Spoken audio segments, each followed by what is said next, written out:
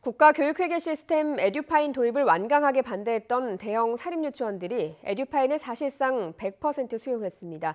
취재기자 연결해서 알아봅니다. 김정혜 기자. 네, 김정혜입니다. 네, 대형 사립유치원들이 그동안 사유재산권 침해 등을 이유로 에듀파인 수용을 거부해왔었는데 결국 모두 도입하기로 했군요.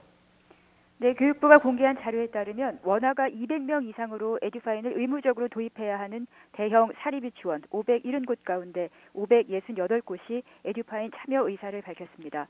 신청하지 않은 두 곳은 폐원 신청을 해서 현재 다니는 원화가 없습니다. 사실상 100% 참여인 겁니다.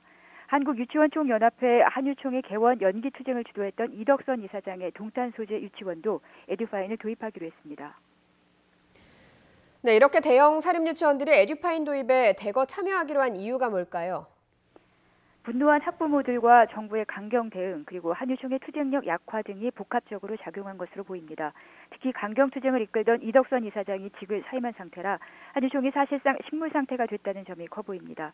잘 아시겠지만 한유총은 에듀파인을 수용하겠다고 하면서도 유치원 3법에 반대하면서 지난 4일 전격적으로 개학 연기 투쟁을 강행했습니다.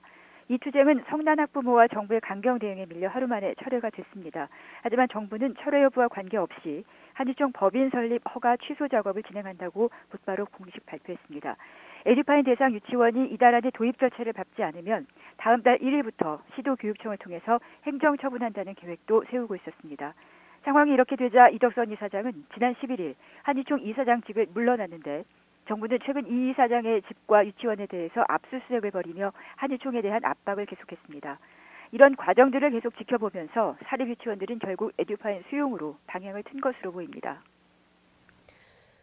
대형 유치원이 아니면서도 에듀파인을 도입하는 사립유치원들도 많다고요? 네, 워낙 200명 미만으로 의무화 대상은 아니지만 에듀파인을 자발적으로 도입하겠다고 밝힌 유치원은 공영형 유치원 7곳을 포함해서 모두 199곳입니다. 이 숫자도 이달 초 160곳보다 30여 곳 증가한 겁니다.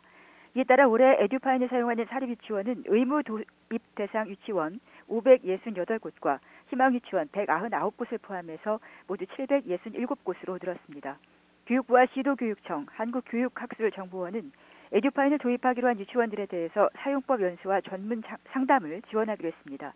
유은혜 부총리 겸 교육부 장관은 에듀파인 도입으로 유치원 회계의 투명성을 높이기 위한 첫 걸음이 시작됐다면서 내년에 전체 사립유치원에 차질 없이 적용하도록 올해 보완하고 협의하겠다고 말했습니다. 지금까지 YTN 김정혜입니다.